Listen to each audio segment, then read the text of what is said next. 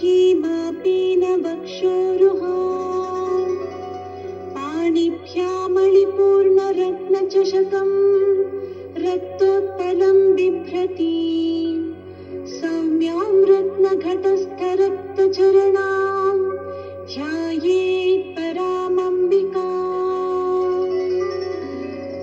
अरुणां करुणातरङ्गिताक्षीं धृतपासां कुशपुष्पबाणचापाम् अणिमादिभिरावृतां मयूखैः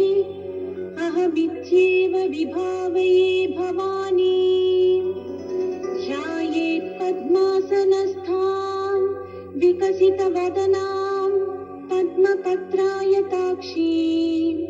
हेमाभां पीतवस्त्रां करकलितलसद्देम पद्मां वराङ्गी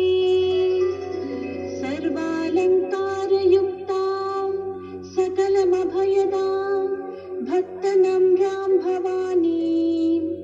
श्रीविद्यां शान्तमूर्तिं सकलसुरनुतां सर्वसम्पत्प्रदात्रीं